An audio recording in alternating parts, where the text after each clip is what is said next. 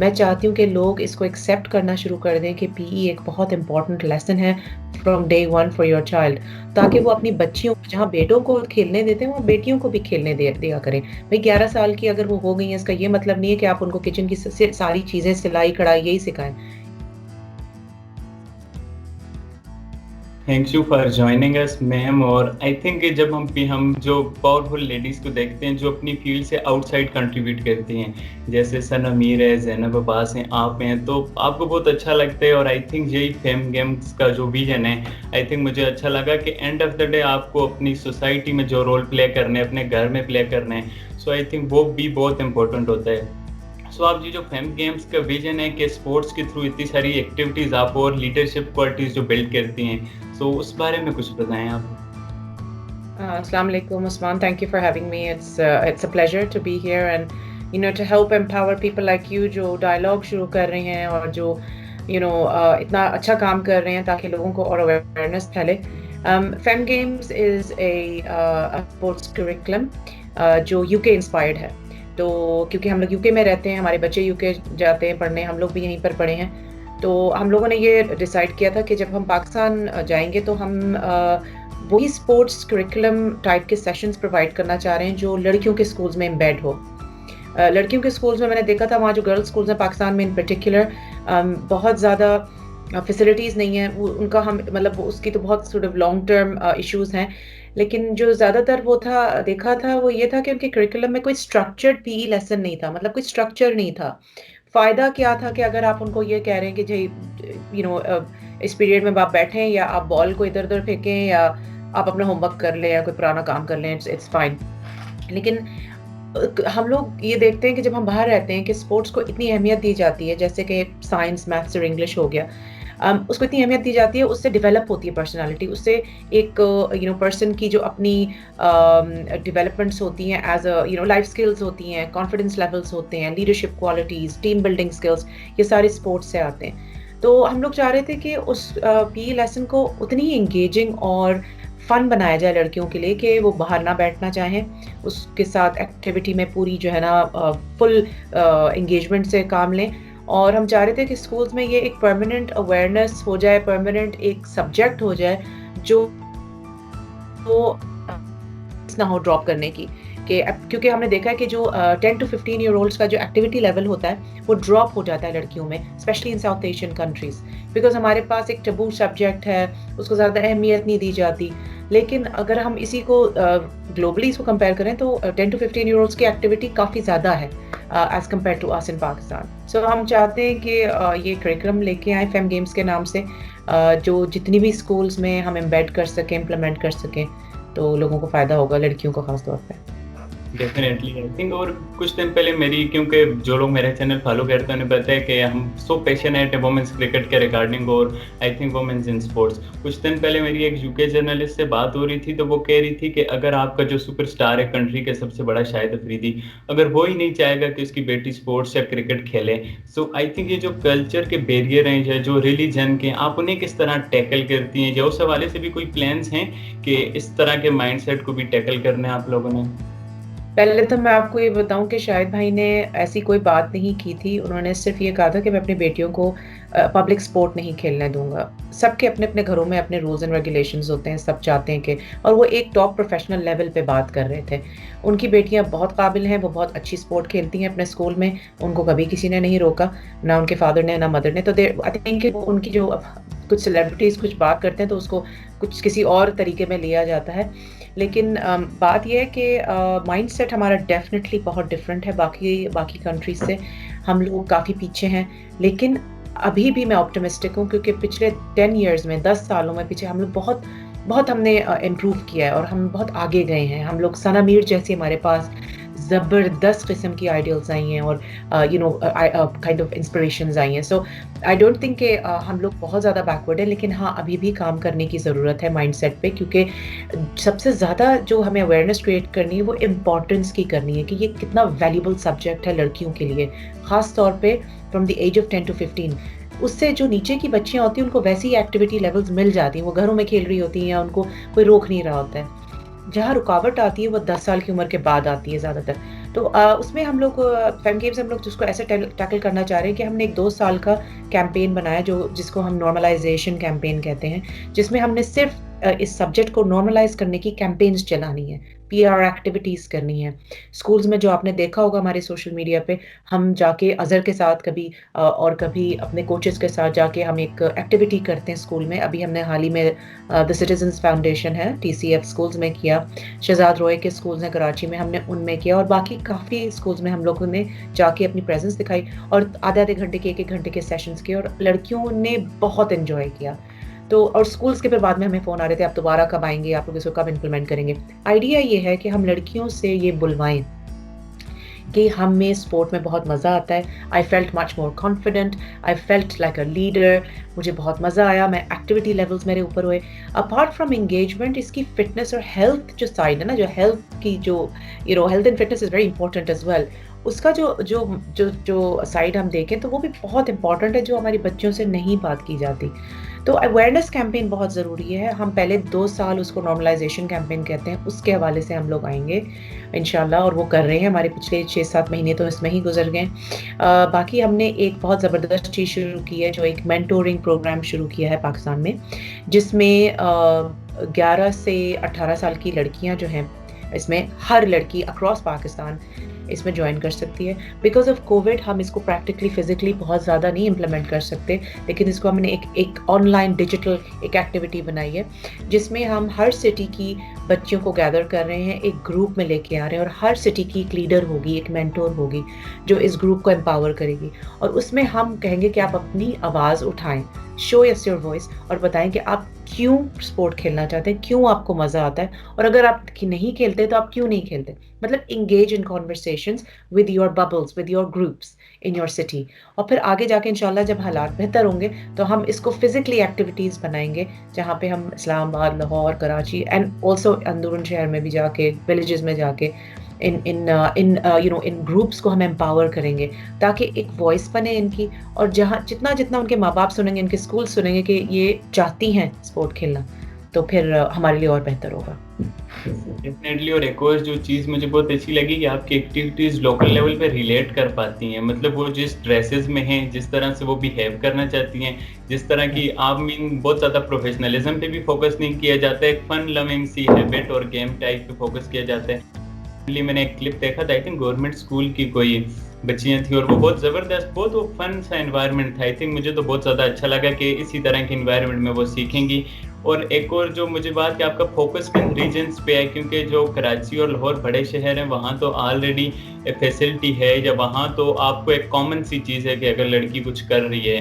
तो पाकिस्तान के जो नॉर्दर्न एरियाज़ हैं, बलोचिस्तान है, अभी तो है गिलगित से डयाना बेग, और आई थिंक इतना ज़बरदस्त टैलेंट सामने आ रहा है। सो इस तरह के जो एरियाज़ हैं जहाँ इस बारे में ज़्यादा काम करने की ज़रूरत है, वहाँ भी आप कुछ सोच रहे हैं अपने फ्यूचर प्लान्स में? हम लोग बिल्कुल सोच रहे हैं। हम लोगों ने कोशिश तो यही है कि हम पूरे पाकिस्तान में स्टेट स्कूल्स में और NGO स्कूल्स में, ट्रस्ट स्कूल्स में, जहाँ पे आपने जो बात की, जहाँ पे वो अवेलेबिलिटी नहीं है, वो ऑप्शंस अवेलेबल नहीं है, अपॉर्चुनिटीज़ नहीं है, बच्चों की जो स्पोर्ट्स की जो PE की जो लेसन्स है वो उस तरीके के नहीं है जिस लेवल पे वो होने चाहिए। तो हम जाएंगे, हम हर सिटी को करेंगे, लेकिन इसमें टाइम लगेगा। मैंने कोई किसी से वादा नहीं किया, हमने किसी से कि हम इसको हम 5-6 सालों में हम हर स्कूल में बैठे होंगे। बिकॉज जितना आप स्लोली इस प्रोग्राम को लेके जाएंगे और कल्चरली इसको, आपने जो बात की कि कल्चरली इसको आप सेट रखेंगे, उतना आप एक्सेप्ट होंगे। मुझे इस बात का भी पता है कि because I am from England and because हम बाहर से ये प्रोग्राम लेके आ रहे हैं, the first mindset, the first hurdle मुझे जो मिली थी वो ये थी कि ये तो बाहर से आ रही हैं, ये चाहती क्या है कि हमारी बच्चियां क्या बन जाएं, कोई कपड़े तो नहीं इनके चेंज हो जाएंगे, कोई इनके माइंडसेट तो नहीं चेंज करने आ रहे।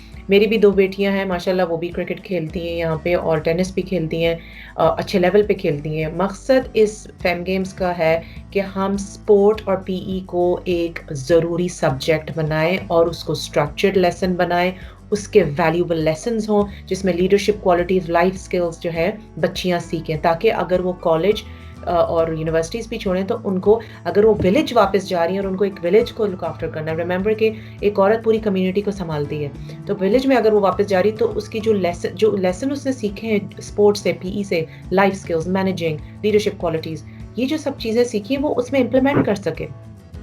तो आइडिया ये है कि इसको सबसे पहले तो हम बहुत ईज़िली एक्सेसिबल करें स्कूल्स के अंदर, चाहे वो बिल्कुल ही सिंध में हो, कहीं अंदरून में हो। लेकिन और दूसरी बात ये कि इसको लेवल पे ऐसा लिया लाया जाए ताकि जब हम कॉम्पिटिशन्स और टूर्नामेंट स्कूल्स के करवाएँ, वही बच्ची जो फॉर एग्ज़ाम्पल एक अंदरून या सिंध में या किसी और विलेज में है, वही बच्ची कम्पीट कर सके लाहौर और कराची स्कूल के खिलाफ भी। So the idea is to bring everyone on the same level इंशाल्लाह। और आपने ड्रेसेस की बात की थी, उस पे मैं टच करना चाहूँगी। हम लोग देखिए शुरू से हमने देखा है पाकिस्तान में पीई में बच्चियों को नहीं कहा जाता कि आप ड्रेसेस चेंज करें, कंफर्टेबल क्लोथिंग पहन के आएँ, जिस यूनिफ़ॉर्म में होती हैं उसी यूनिफ़ॉर्म में वो खेलती हैं। This is for state school. जो प्राइवेट स्कूल्स हैं जिनके पास फीस है, पैसा है, उसके तो हम देखते हैं कि उनके हर किस्म के फैसिलिटीज़ होती हैं। तो यहाँ पे हमने ये किया है कि हम किसी को भी नहीं कह रहे कि आप कोई कपड़े बदलें। हाँ, हम ये ज़रूर लेके आएँगे इन द फ्यूचर कि हम इनको ट्रेनर्स प्रोवाइड कर सकें, क्योंकि वो वही स्कूल शूज़ में खेल रही होती हैं, उन्होंने उसको सारा दिन उसमें गुज़ारना होता है। तो what I would like to introduce is कि हम ट्रेनर्स प्रोवाइड कर सकें, या कोई कंपनी या कोई स्कूल, क्योंकि इन बच्चियों के पास ऑब्वियसली एक फैमिली में कुछ होती हैं जो बहुत गरीब ख़ानदान की होती हैं, जो ऐसी चीज़ें नहीं अफ़ोर्ड कर सकती। लेकिन मैं एम्पावर करना चाहती हूँ थ्रू फेम गेम्स कि हम इन सबको एक ट्रेनर या उनके पास एक ऐसी चीज़ होनी चाहिए। I mean trainers are very simple things, sneakers कह लें, ट्रेनर्स कह लें, जॉगर्स जो पाकिस्तान में ये ऐसी मतलब जूते तो आपको आराम से मिलने चाहिए, और इनका भी हक है कि उनको भी मिले और वो भी उनमें आराम से प्रैक्टिस कर सकें। डेफिनेटली जब हम आपको देखते हैं तो आप हम इंस्पायर होते हैं, एक विज़न को आपके विज़न से इंस्पायर होते हैं। तो मेरा एक कॉमन सा क्वेश्चन था कि आपको क्या चीज़ बहुत इंस्पायर करती है, मोटिवेट रखती है इस जर्नी में? क्योंकि जब आप आई तो काफ़ी लोगों ने आपने बताया बातें भी की, तो आपको क्या चीज़ मोटिवेट और इंस्पायर रखती है कि रिज़ल्ट्स भी आपके उतने लाइमलाइट पे नहीं आते? क्योंकि अगर आप कोई ऐसा काम कर रहे हो जिसमें स्टार प्रोड्यूस हों तो आपको क्रेडिट भी जल्दी मिल जाता है। सो आपको क्या मोटिवेट और इंस्पायर करता है इस जर्नी के रिगार्डिंग? जो लड़कियों के पास हम जाते हैं जिन स्कूल्स में, जब उनके ईमेल्स आते हैं, उनकी बातें हमें सुनने को मिलती हैं, स्कूल से जो रिस्पॉन्स मिलता है, वो मुझे इंस्पायर करता है। मुझे किसी की भी किसी और की मीडिया में या उसमें वो सेल्फ सैटिस्फैक्शन नहीं मिलती। मुझे मुझे क्रेडिट नहीं चाहिए, मुझे क्रेडिट चाहिए, मुझे एक्चुअली अवेयरनेस चाहिए मीडिया के थ्रू। मैं चाहती हूँ कि लोग इसको एक्सेप्ट करना शुरू कर दें कि पीई एक बहुत इंपॉर्टेंट लेसन है from day one for your child, ताकि वो अपनी बच्चियों को, जहाँ बेटों को खेलने देते हैं, वहाँ बेटियों को भी खेलने दिया करें। भाई 11 साल की अगर वो हो गई हैं, इसका ये मतलब नहीं है कि आप उनको किचन की सारी चीज़ें, सिलाई कढ़ाई यही सिखाएं। इन चीज़ों में भी उनको करें आगे से आगे, क्योंकि उनके अंदर ऐसी क्वालिटीज़ पैदा होंगी जो आगे उनको बहुत हेल्प करेंगी। मैं मोटिवेट किस चीज़ से होती हूँ? मैं अपने इर्द गिर्द देखती हूँ जो ट्रेल ब्लेजर्स हैं, जो जो औरतें बहुत अच्छा काम कर रही हैं। माई ओन अल्लाह बख्शे, मेरी जो नानी थी वो सबसे बड़ी इंस्पिरेशन थी मेरी। वो बहुत स्ट्रॉन्ग लेडी थी, वो बहुत रिजिलियंट थी, और जो वो चाहती थी, जिसमें उनको लगता था कि मैं इस चीज़ को अचीव कर सकती हूँ, वो उसके लिए लगी रहती थी। एक अल्लाह की बहुत ज़्यादा फेथ होना चाहिए आपके अंदर कि कामयाबी आपके लिए लिखी है तो वो ज़रूर होगी। और तीसरी बात ये है कि वही मतलब कि जब आप इसके रिजल्ट्स देखते हैं ना, जब आप देखते हैं कि इन स्कूल्स में अभी भी वो सेशंस कर रहे हैं और वो बहुत एक्साइटेड हैं, और टीचर्स के ईमेल्स आ रहे हैं, और हम जब जाते हैं और उनकी जो ओवरवेलमिंग एक रिस्पॉन्स होती है, उनकी आंखों में जो एक एक एक्साइटमेंट होती है, ये चीज़ें हमें पुश करती हैं कि हम आगे तक बढ़ें इंशाल्लाह। डेफ़िनेटली हमने स्टार्टिंग से भी सना मीर की बात की थी। आई थिंक जब भी हम बात करते हैं बाहर के किसी से, या इंडियन कोई यूट्यूबर हो गया या वुमेन्स क्रिकेट के रिगार्डिंग, तो वो एक ह्यूज इंस्पायरेशन आई थिंक आती है इस फील्ड में। और मेरे लिए आई थिंक जुवेरिया मैम से मैंने एक सीखा था कि लाइफ इज़ लाइक आप प्रोसेस फ़ॉलो करो विद पेशेंस। आई थिंक मैं ये काफ़ी मेंशन करना चाहूँगा कि एक गोल्डन लाइन जो मैंने सीखी है अपनी लाइफ की, कि वो प्रोसेस है, follow the process with patience. So I think ये हमारी जो वुमेन्स क्रिकेट है और इनका जो स्किल लेवल भी है, और इतना देख के इतना अच्छा लगता है कि ये इतने अच्छे प्रोफेशनली कंडक्ट करती हैं और इन्हें आउट ऑफ द फील्ड भी पता है, और डेफिनेटली ह्यूज क्रेडिट जाता है सना मीर को। और ये जो अभी एक सैलरीज का भी I think is not related के इस तरह से इशू है, पर आपको क्या लगता है कि ये कितना इम्पैक्ट क्रिएट करता है? जैसे वुमेन्स क्रिकेट में अभी कुछ अर्से पहले तक स्ट्रक्चर नहीं है, सैलरीज नहीं थी, या स्पोर्ट्स का अगर आप ले लें, स्ट्रक्चर नहीं है, सैलरीज उतनी इक्वल नहीं मिल पाती, तो इक्वल सैलरी कितने इनकरेज करेगी आपके ख्याल में? देखिए, जिस लड़की ने प्रोफेशनल लेवल पे एथलीट बनना है ना, उसके लिए एक पैशन है। उसके लिए डिपेंड करता है कि अगर तो वो बहुत गरीब ख़ानदान से आई है, and it helps her to to become a bread winner या थोड़ा सा हेल्प कर सकती है इकोनॉमिकली घर में, तो बहुत इंपॉर्टेंट है। जो एक ऐसे घर से आई है जिसको बस एक पैशन है, उसको खुली छुट्टी है, she doesn't have to earn for the family, उसके लिए ये चीज़ इंपॉर्टेंट से रखेंगे। उसके लिए सिर्फ हर game, her belief is what's important to her, कि वो कैसा परफॉर्म करिए फील्ड के अंदर। लेकिन मेरे ख्याल से मैंने हमेशा यही कहा है कि आप जब तक जेंडर इक्वालिटी ऐसी चीज़ों में नहीं लेके आएंगे, जब तक हमारी बच्चियां इंटरेस्टेड नहीं होंगी, जब तक girls are not going to be interested to move forward in something like this, because they will always face कि भाई इसमें तो पैसा नहीं है, तो मैं इसमें वो तो मिलेगा ही नहीं, तो मैं जो आदमियों को मिलता है क्यों टाइम ज़ाया कर रही हूँ। मतलब ये कॉन्वर्सेशन अब हमने ख़त्म करनी है। और पीसीबी को मैं इसमें बहुत ज़्यादा, स्पेशली वसीम खान साहब जो हैं, जो नए सीईओ और चेयरमैन आए हमारे पाकिस्तान बोर्ड में, managing director, he is amazing कि उन्होंने हमारे सैलरीज को भी इंक्रीज किया है वहाँ पे लड़कियों के लिए, और जो वुमेन्स क्रिकेट के लिए, और उनको एक सेम लेवल पे लेके आ रहे हैं जिस पे उनको होना चाहिए था, ताकि हम ग्लोबली compete कर सकें। It is very important that our athletes are, जहाँ पे आपको उनका फिटनेस लेवल और उनकी कमिटमेंट उतनी चाहिए, तो उतना ही उनको पे करना है जैसे आप मेंस टीम को करते हैं।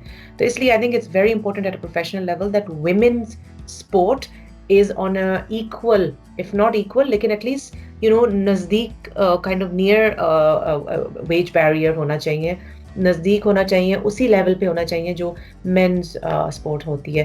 बिकॉज आप उनसे उतना ही वक्त, उतनी ही डिसिप्लिन, उतना ही कमिटमेंट मांग रहे हैं जितना कि आप आदमियों से मांग रहे हैं। डेफिनेटली आई थिंक जब हम जितनी मेंस क्रिकेट पे बात करते हैं उतनी वुमेन्स क्रिकेट या स्पोर्ट्स पे बात करेंगे तो भी आपको एक मेंस टीम में बात करेंगे तो भी आपको एक इफेक्ट नज़र आएगा। और इसके लिए हम हमेशा से प्रेफर भी करते हैं वुमेन्स क्रिकेट को। और अभी आई थिंक वुमेन्स हॉकी हमारी प्लेयर हैं अफशा, उनसे भी हमने कांटेक्ट किए कि वो आएँ और बात करें, क्योंकि अगर वो लोग या प्लेयर्स जो हॉकी या फुटबॉल के भले अगर छोटे लेवल पे भी स्टार हैं, वो आएंगे नहीं, लाइमलाइट में बात नहीं करेंगे, तो कैसे लोगों को आई थिंक पता चलेगा कि ये हमारी स्पोर्ट है, ये हमारी स्टार है, ये सारा है। और एक और एंड में सेकंड लास्ट क्वेश्चन ये है कि वे ऑफ रजिस्ट्रेशन क्या है? कि मैंने देखा है कि आपके कुछ ईमेल या कुछ ऐसा प्रोसेस है, तो वो प्रोसेस के बारे में बताएं। देखिए, हम लोग एक दो चीज़ें कर रहे हैं। हम लोग कर चाह रहे हैं कि एक पहले जो बताया था 11 टू 18 ईयर ओल्ड्स की जो बच्चियां हैं उनको हम साइन अप करें ऐसे प्रोग्राम में, मेंटोरिंग प्रोग्राम में, जिसमें वो अपनी आवाज़ बने, फेम गेम्स की आवाज़ बने, स्पोर्ट की आवाज़ बने, और एडवोकेट करें कि हमें स्कूल्स के अंदर प्रॉपर पी लेसन चाहिए। और या उनको ऐसा लगता है कि पी लेसन एक हफ्ते में एक दफ़ा होता है, हमें और चाहिए, हम क्यों स्पोर्ट को वो करते हैं। तो जो मेंटोरिंग प्रोग्राम है उसमें आप हिस्सा लेना चाहते हैं तो आप हमें ईमेल करें hello@femgames.com पे। और वही ईमेल एड्रेस है जिस पे आप as a school sign up करना चाह रहे हैं कि भाई हम आपके फेम गेम्स करिकुलम को देखना चाह रहे हैं, इम्प्लीमेंट करना चाह रहे हैं, तो आप hello@femgames पे ईमेल कर सकते हैं। कोई भी आपके पास इंक्वायरीज हो, कोई भी आप रजिस्टर करना चाह रहे हो, किसी तौर तरीके से भी, आप एक कोच रह चुकी हैं, या आप स्पोर्ट में जाना चाहती थी लेकिन नहीं जा सकी और अब आप फेम गेम्स की कोच बनना चाह रही हैं, तो उसके लिए भी हमसे रब्ता करें। अच्छा, और लास्ट क्वेश्चन के फेम गेम्स फाइनेंशियली कैसे ऑपरेट करते हैं? ये किस तरह की ऑर्गेनाइजेशन है, कंपनी है या एनजीओ है? ये एक बहुत ही आसान आंसर है इसका। हम ना एनजीओ हैं, ना हम कोई कंपनी है, हम लोग एक इनिशिएटिव हैं।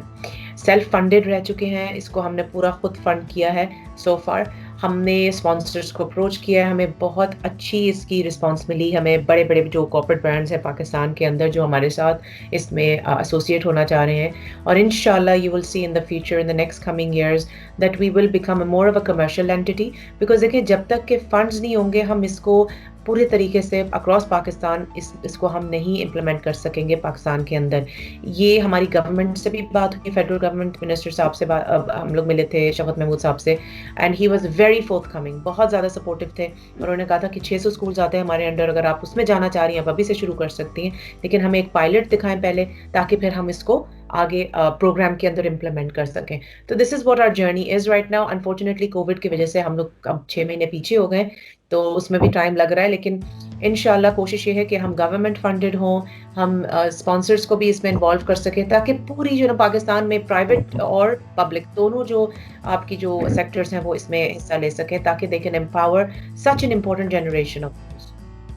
डेफ़िनेटली आई थिंक देखिए अब तो जिस तरह वुमेन्स आपकी किसी कंट्री का 50-60% हिस्सा हैं। सो अगर आप अपनी 50-60% पॉपुलेशन ही किसी और साइड पे कर दो, उनको डिफरेंट तरह साइड पे ले जाओ, तो आप कैसे एक्सपेक्ट करते हो कि आप वर्ल्ड लेवल पे कम्पीट करोगे या किसी और लेवल पे कम्पीट करोगे?